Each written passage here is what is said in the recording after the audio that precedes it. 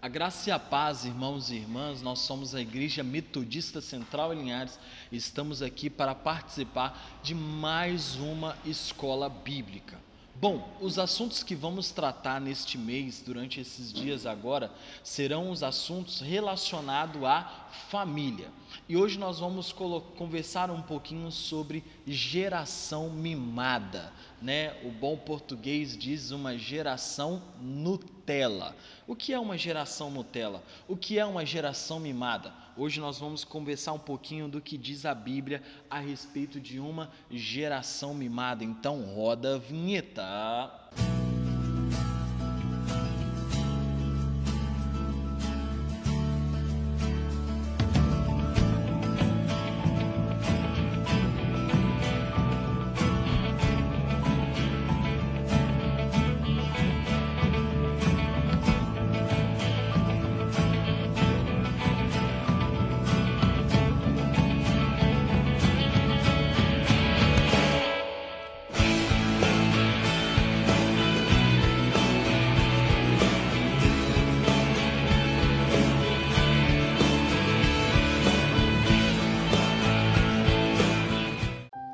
A palavra de Deus, que eu quero compartilhar com vocês alguns versículos, a palavra de Deus em Salmos capítulo 127, do versículo 3 a 5, diz o seguinte: herança do Senhor são os filhos, e o fruto do ventre, ou do útero, dependendo da tradução, seu galardão. Como flechas na mão do guerreiro, assim os filhos da mocidade. Feliz o homem que se enche deles a sua aljava, não será envergonhado quando pleitear com os inimigos à porta. Palavra do Senhor. Bom, conversar um pouquinho sobre geração, conversar um pouquinho sobre filhos. O que são os filhos? O que os filhos fazem? Quais são os deveres dos filhos? Mas hoje eu quero conversar um pouquinho a respeito da intenção dos pais para os filhos. Enfim, os pais podem ajudar os filhos a alcançar a maturidade mais depressa. Ou os pais ajudam os filhos a alcançar a maturidade mais depressa, ou o pai vai retardar esse processo na vida do filho. Porque nós, filhos, nós pais, temos posições num relacionamento, e dentro desse relacionamento nós precisamos colocar em prática. Os pais precisam o quê? Educar os filhos. Provérbios capítulo 22, versículo 6 diz o seguinte: ensina a criança o caminho que ela deve andar, e ainda quando for velho não se desviará dele. Ou seja, os pais precisam dar destino aos filhos. Os pais precisam ensinar os filhos e principalmente ensinar no caráter, ensinar na maturidade. Mas enfim, nós podemos trazer esse processo um pouco mais depressa ou retardar. Mas a geração que nós estamos vivendo hoje, podemos dizer que há um grande retrocesso, porque como pastor, quando nós aconselhamos homens, mulheres, enfim, quando nós estamos partilhando da prática do aconselhamento, é muito comum ouvir, na conversa de pastores, na roda de pastores, que existem muitos filhos, que existem muitos pais que são adultos, porém com a mentalidade de crianças mimadas. Ou seja, um dos maiores problemas dos casamentos na atualidade é o baixo nível de maturidade emocional. Algo que talvez nós não colocamos em prática, algo que talvez nós não ensinamos aos nossos filhos. E aí, esses comportamentos de crianças mimadas permanecem até quando tem 20 anos, 30, enfim, até quando a imaturidade alcançar aquele homem ou aquela mulher. Então, nós precisamos ter uma mudança de mentalidade na criação dos nossos filhos, na geração de pais e filhos. Nós precisamos ter uma mudança. Por quê? Se eu não mudar, eu não vou levar a transformação na vida dos meus filhos, eu não vou levar a transformação na vida de minhas filhas. Recentemente, eu estava deparando com um estudo, e aí o pastor perguntou uma mulher, perguntou um casal, eles tinham um filho, e perguntou para eles: vocês desejam ter mais um filho? E a resposta foi logo de cara: de jeito nenhum, filho é muito caro. Ou seja, filho é muito caro financeiramente, foi isso que eles quiseram dizer. Mas o que nós podemos trazer desta conversa? O que me impressiona é que essa resposta de que filho é muito caro é uma resposta que nós temos pronta para não alcançar, ou talvez para não assumir novos papéis dentro de um lar. Como assim? Papel de mais de um filho. Eu não estou aqui dizendo para você que você tem que ter 5, 6, 7 filhos. Se for a bênção de Deus sobre a sua vida, amém. Tenha 10, 12, como antigamente. Antigamente o pessoal não brincava de ter filhos, Hoje em dia a gente pensa em 2 e é o máximo. Quando é 3, esse aí está arrebentando. Mas enfim, voltando para o texto. O que essa conversa revela para nós? De não ter filho por ser muito caro. Uma coisa que nós podemos observar é que não é um coração mesquinho do pai. Claro que não. Na verdade é o oposto. Porque a conversa aponta para os pais, e os pais eles deixam a entender que o filho é muito caro porque a dedicação de tempo, a dedicação financeiramente também que acontece, mas na verdade o que trata é que o padrão que você vai trazer sobre os seus filhos é um padrão assim alto de ser seguido, não é um padrão simples. Ter filho não é algo simples, envolve muitas coisas, envolve a saúde física da criança, envolve a saúde emocional, a saúde espiritual, envolve muitas áreas. Então, o que nós enxergamos nessa conversa é que não é a quantidade de filhos vai baixar o padrão financeiro. O meu salário é esse, não comporta ter mais filhos. Mas na verdade é a responsabilidade, é isso que implica mais, é isso que aprisiona, é isso que talvez nos confronta. Esta seria a palavra, porque ter mais de um filho é mais uma responsabilidade, é mais uma educação, é tudo um pouquinho a mais. E aí essa mentalidade de pensar que o filho é algo caro distancia daquilo que é bíblico. Por quê? A palavra de Deus diz que os nossos filhos são o quê? Herança. Filho é bênção. Se você tem um filho, você tem uma bênção. Se você tem 2, você tem 2 bênçãos. Se você tem 12, você tem 12 bênçãos. Ou seja, o padrão que é apresentado para nós nas Escrituras é um padrão de que filho é bênção do Senhor. E aí, o texto que nós acabamos de ler mostra que os filhos são herança. E como os filhos são herança, eles são fruto do ventre, ou seja, esse é o nosso galardão. Como flechas, se eu tenho uma flecha, o meu filho, eu lanço ele a propósitos. Eu lanço ele a lugares aonde o Senhor deseja. E enfim, feliz o homem que enche deles a sua aljava, porque está cheio de bênçãos. E como o homem está cheio de bênçãos, quando diante da guerra, os pais não eram envergonhados. Por quê? E aí eu queria fazer um paralelo. Primeiro que a palavra de Deus compara os filhos como flechas. Ou seja, feliz o homem que está cheio de flechas. Mas por que está cheio de flecha? A razão é que os filhos tornavam as famílias ainda maiores, e eles ajudavam a enfrentar os inimigos quando viesse à porta.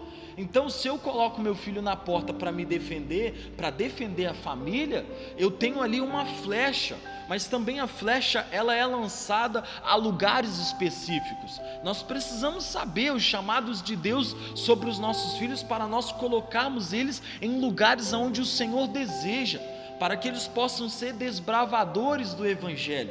Mas enfim, filhos são como flechas.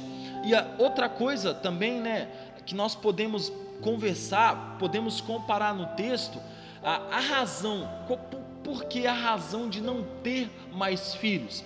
Talvez é a preocupação com os custos. Isso aí é um ponto importante.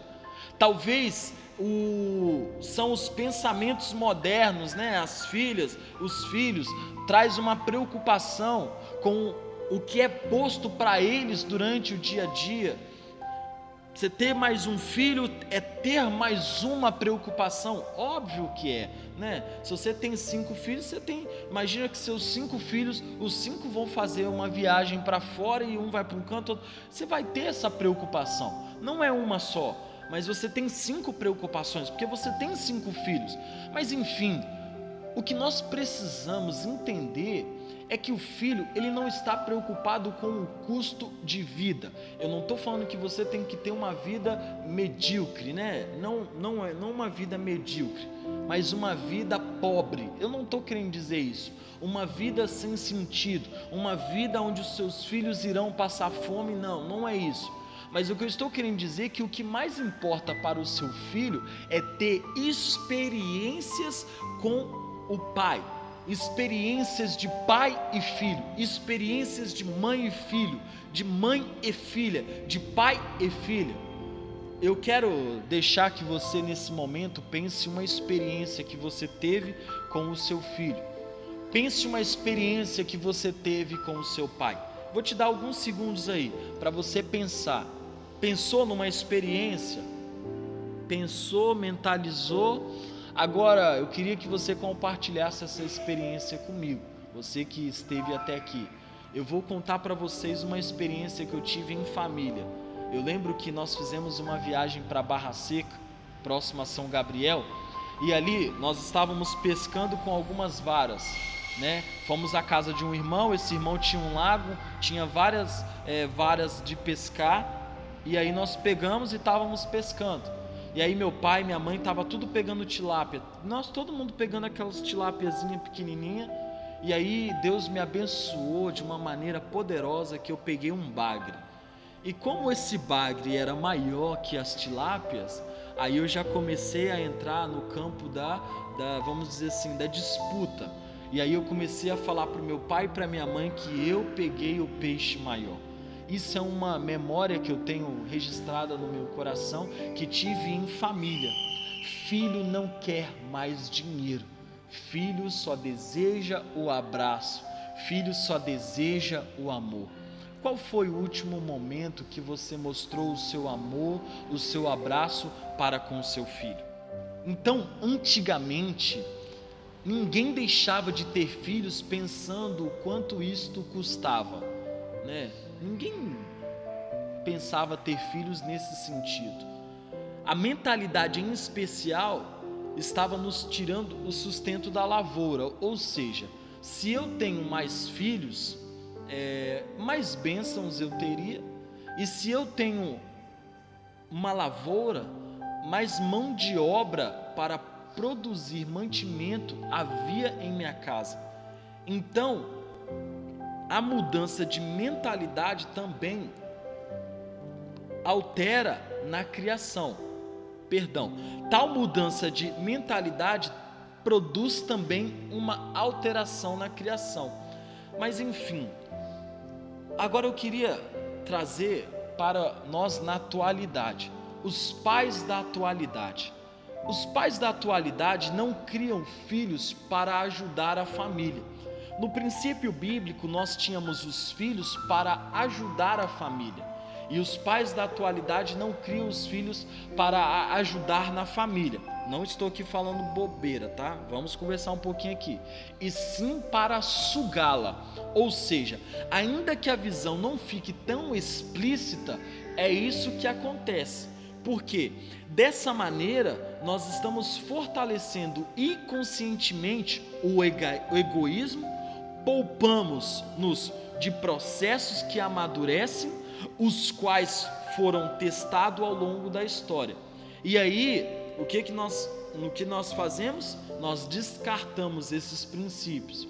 Porque nós estamos criando às vezes uma geração de filhos que estão sugando a energia dos pais e que não estão contribuindo dentro de casa.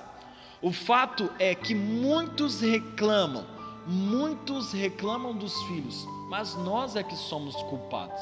Se você reclama das atitudes do seu filho, você que educou, você que ensinou, você que mostrou o caminho. E se não foi você, mas não foi eu que eduquei, foi pessoas que cuidaram porque eu trabalhei fora. Então você não quis, você se absteve em ter essa atitude, passou essa atitude para terceiros, você continua sendo culpado, você continua sendo culpada. Então os filhos têm cada vez menos responsabilidade e cada vez mais privilégios. Vamos fazer uma comparação aí. Eu não sou tão velho assim, tenho 28 anos de idade, mas antigamente era difícil você ter um brinquedo dentro de casa. O brinquedo que a maioria tinha era aquele carrinho que você segurava o controle, que era com fio, você apertava e tinha que correr junto com o carrinho, ou você tinha aquele carrinho com aqueles monte de boizinhos de plástico. Hoje as crianças, o quarto, você já parou para contar o quanto de brinquedos seus filhos têm? Será que é muito? Ou será que é quase nada? Na maioria das vezes são muitos brinquedos. Então, eu costumo dizer para a Liz que ela veio numa geração privilegiada. Ela anda de carro. Quando não tem carro, anda de Uber. Quando não tem Uber, anda de ônibus. Na nossa época nós andávamos de ônibus, sim, mas nós não tínhamos tanto privilégios. E aí, hoje a geração tem muito mais privilégio. Os direitos são bem maiores e abundantes que os deveres. E qual resultado isso gera? Uma geração imatura, que sacrifica menos pela sua família e exige constantemente seus direitos. E um desses direitos acaba prejudicando o cônjuge. E aí vamos dizer que a criança cresceu. A criança cresceu diante do casamento, ela não pensa no cônjuge e pensa nos seus direitos. E aí nós não corrigimos a criança quando ela era pequena, ela casou, ela continua mimada, ela continua Nutella, vamos dizer, ela continua pensando somente no seu umbigo. E aí, como ela pensa somente no seu umbigo, ela pensa só no seu ponto de vista. E aí ela pensa nos seus direitos, pensa quer satisfazer os seus desejos e não pensam na próxima, não pensa no próximo, não pensa na esposa, não pensa no esposo. Esta geração está cada vez mais mimada e a culpa de quem mimou foi nossa. A pessoa que mimou foi eu, foi você, se nossos filhos são assim. Então, o que nós precisamos é ensinar os nossos filhos. Existem horas de tirar, existem hora de entregar, existe hora de abraçar e existe hora de corrigir. Se você não corrigir hoje, o mundo vai corrigir os seus filhos. E aí, para concluir, eu lembro que eu estava conversando com um rapaz, e aí ele falou assim, eu tive uma discussão com o patrão, e aí eu fui para o banheiro chorar. Eu não consegui enfrentar o meu patrão, e além de não conseguir enfrentar e ir para o banheiro chorar, o meu pai vai precisar ir lá buscar minha carteira de trabalho, porque eu não consigo nem olhar para a cara desse rapaz, do dono da empresa. E sabe o que acontece?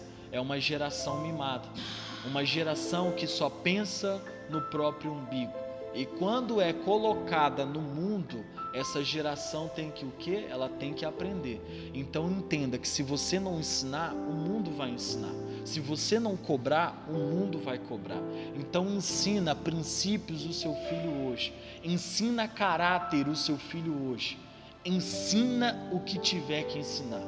Não permita que o seu filho seja dentro de casa um sanguessuga, mas seja alguém que contribui com a família, alguém que contribui com a casa. E aí, vamos para concluir. O modelo atual de criação que nós temos talvez sejam crianças sanguessugas, mas não é esse o princípio que temos.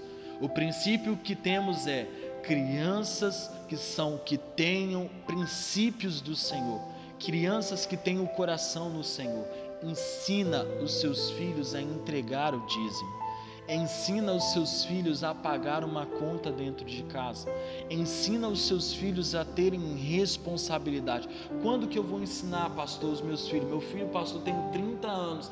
Ensina hoje, porque quando o seu filho casar, desconfortos desnecessários não acontecem, porque ele tem princípio de responsabilidade. Sejamos então uma geração que tenha o coração de Deus, não uma geração Nutella, não uma geração mimada. E a consequência da postura atual dos pais é filhos menos mimados, filhos que não entendem nada, filhos que não aceitam nada, tampouco desfrutam de processos de maturidade.